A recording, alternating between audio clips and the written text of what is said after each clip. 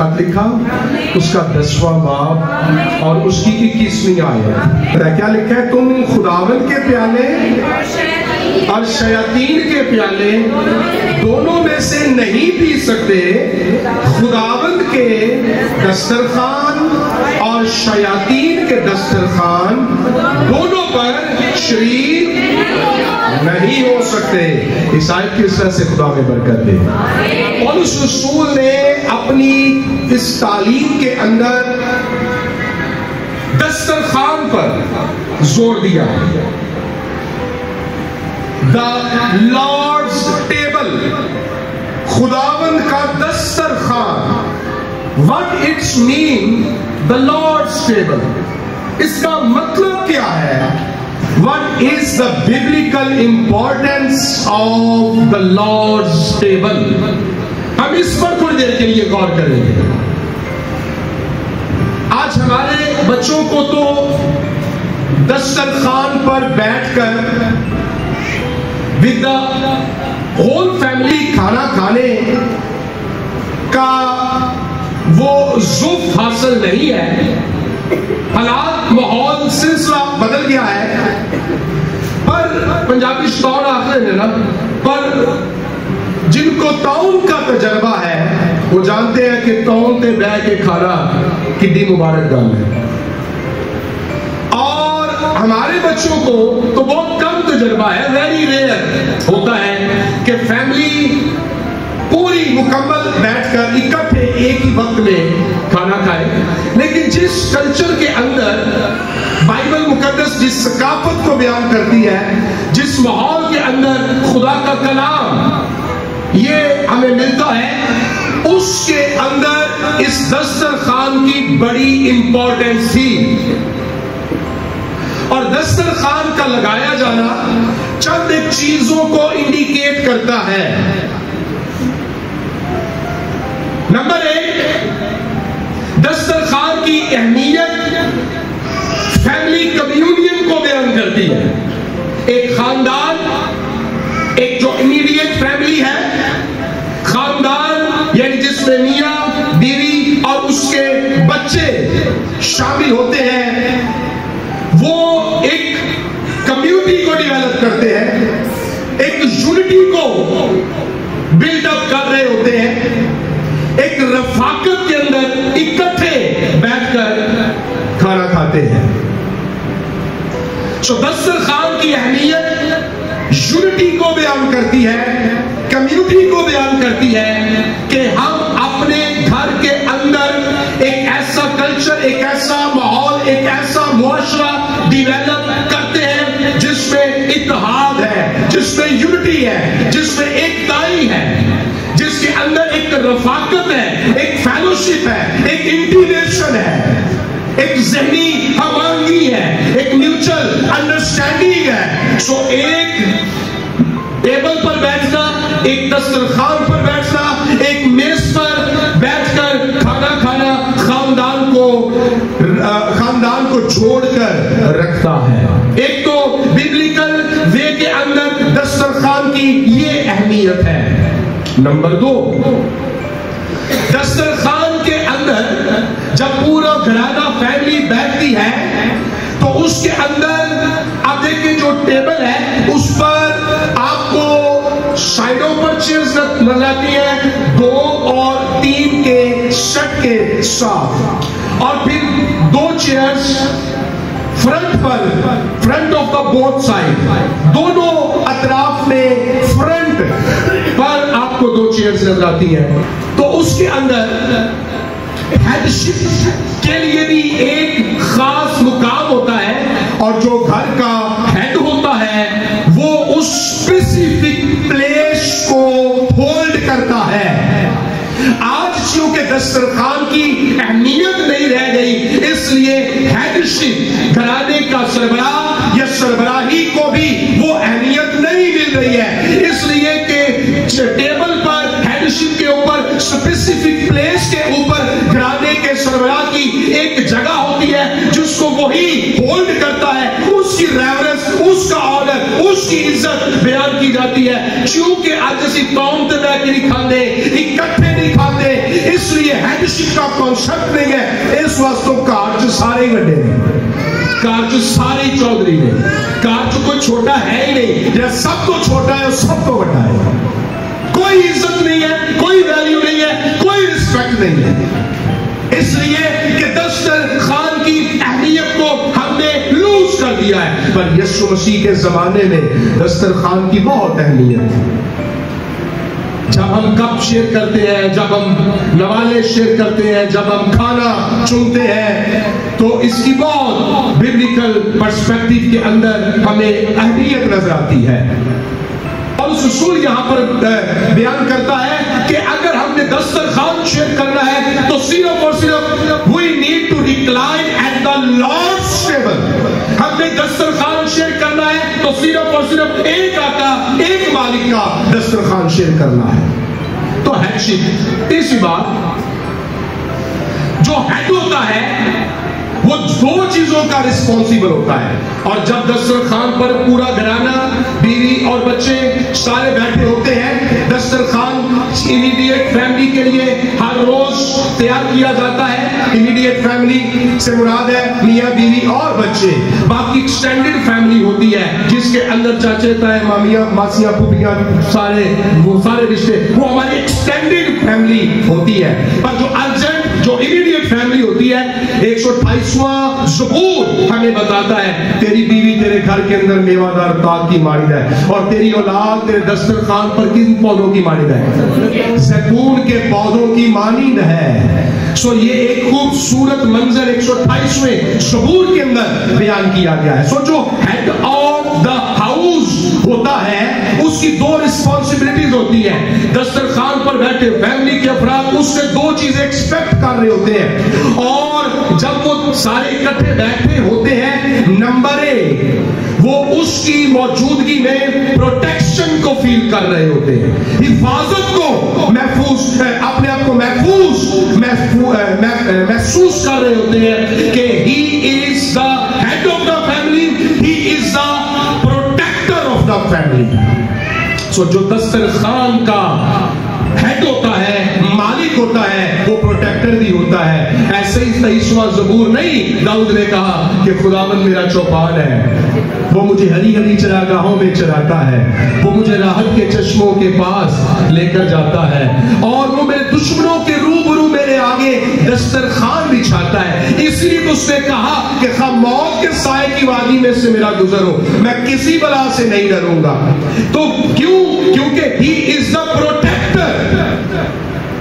और नंबर दो, he is the provider, Hari Hari चरागाहों में चराता है, वो मुहैया करता है। He is the responsible for the provision, he is the responsible for the food, वो मुहैया करने वाला है, उसकी जिम्मेदारी है। Head of the house is the responsible to provide for the family, ये उसके हिस्से के अंदर आता है। तो जो घर का हेड बनना चाहता है, जो घर का सरबराह बनना चाहता है, he has to be protector and he has to be provider। सुखे चौधरी ना बनिए, let's share with the family। आओ कोऑर्डिनेट करें। अगर घर के अंदर चाहते हैं कि साड़ी भी सुनवाई होए, so bring the sources in the house। खुदा के लोग अपने घरों के अंदर खुदा की बरकत को लेकर आते हैं और खुदा का तरस उसमें शामिल होता है।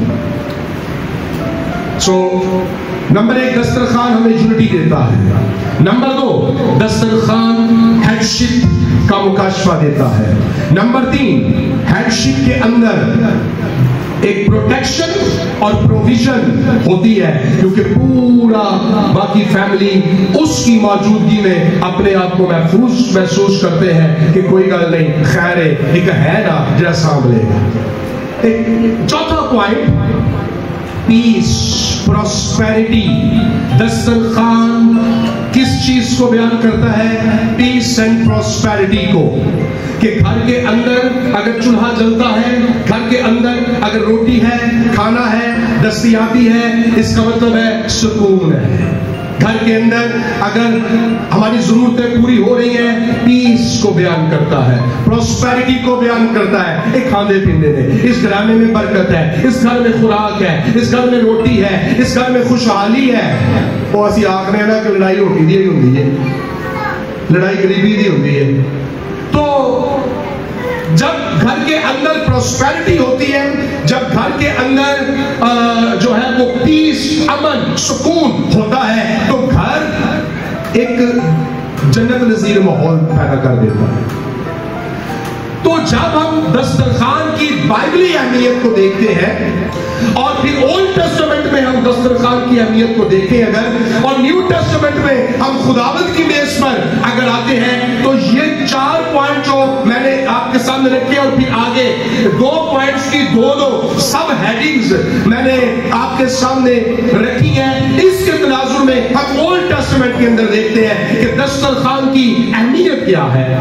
داؤد جو ہے وہ جب بادشاہ بن جاتا ہے تو وہ کہتا ہے، اعلان کرواتا ہے، اپنے رائل میسنجرز کو بھیجتا ہے، کوئی ہے میں ساؤل کے گھرانے میں سے جس پر میں اس کے بیٹے یونتن کی خاطر مہربانی کروں. یونتن اور داؤد کی اس قدر محبت تھی کہ ایک دوسرے کو بغیر روٹی بھی نہیں سن کھاتے. اور داؤد ساؤل بادشاہ کا دسترخوان یونتن کی خاطر شیئر کرتا تھا. لیکن یونتن نے ایک بہت خوبصورت سٹیٹمنٹ ہے وہ دی، کل نیا چاند ہوگا، تیری یاد آئے گی اور تیری جگہ خالی رہے گی. یہ بہت بڑی سٹیٹمنٹ ہے کہ داؤد یونتن کے ساتھ دسترخوان پر بیٹھتا تھا، اور جب داؤد اس کو نظر نہیں آیا تو یونتن نے کہا کیا محبت ہے. اس نے کہا کہ میں کھانا تو کھاؤں گا، میں دسترخوان پر بیٹھوں گا، پر تیری جگہ خالی رہے گی، تو بہت یاد آئے گا.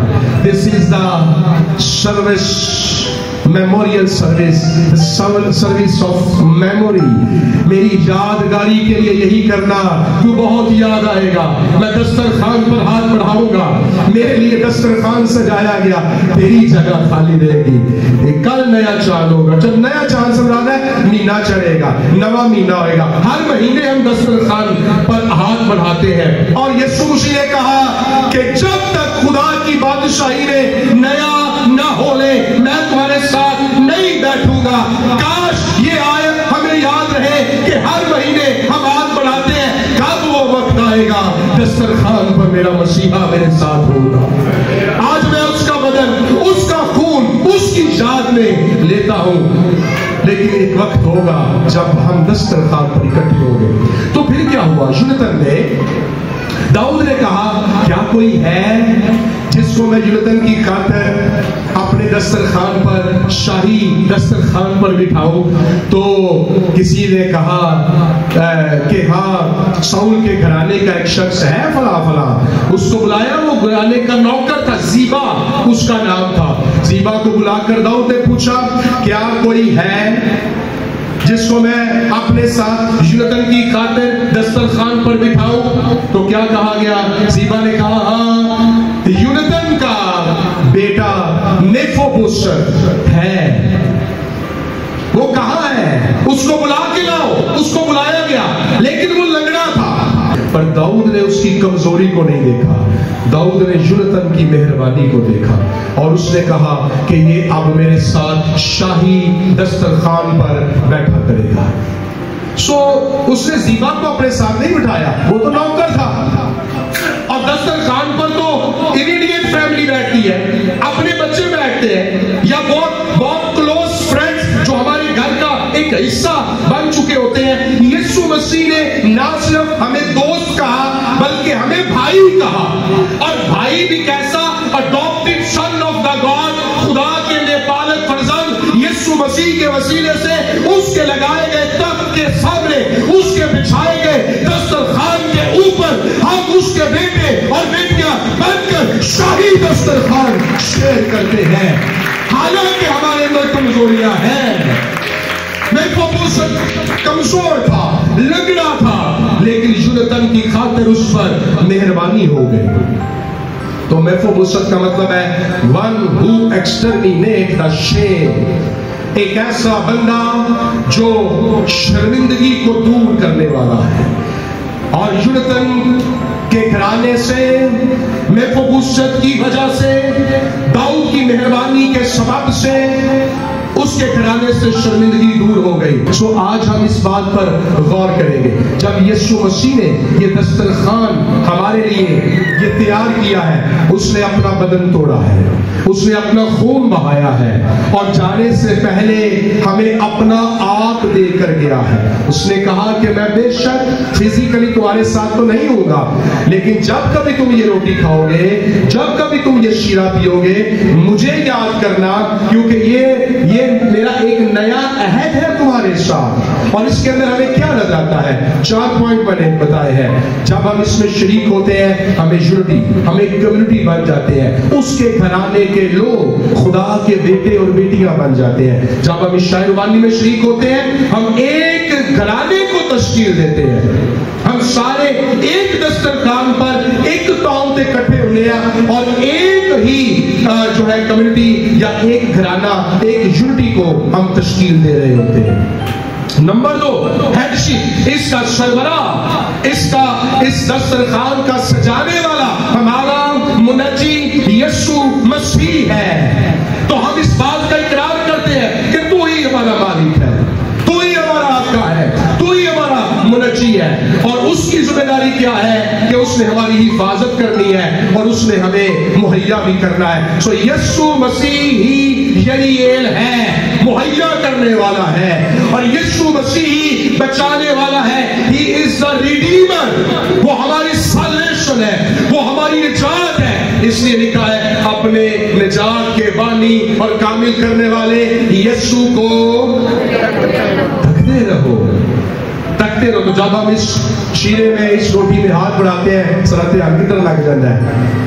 ہیڈشپ کے اندر ہمارے منجی، ہمارے مالک مہیا کرنے، حفاظت، اور اس کی موجودگی میں شادو پتہ ہو سکتے ہی کہنا نہیں، کیونکہ ہمارا یسوع زندہ ہے. تو جس کا یسوع، جس کا خداوند، جس کا لارڈ، جس کا مالک زندہ ہے، اسے گھبرانے کی ضرورت نہیں ہے. اور تیسری بات جو میں نے کہی، جب ہم اس دسترخوان کے اوپر ہاتھ بڑھاتے ہیں، جہاں ہمیں یونٹی ملتی ہے، جہاں ہمیں جو ہے وہ پروٹیکشن یا ہیڈشپ کے اندر پروویژن ملتی ہے، اور ہم اس کو اپنے گھر کا، اپنی زندگیوں کا مالک بناتے ہیں، وہاں پیس بھی ہے، پروسپیرٹی بھی ہے، اس کا طرز، اس کا جلال، اس کی حضوری بھی ہمیں مل جاتی ہے. اور خداوند کا کلام یہ فرماتا ہے، خدا کی مرضی یہ ہے کہ کوئی بھی رہا ہوا معلوم نہ ہو.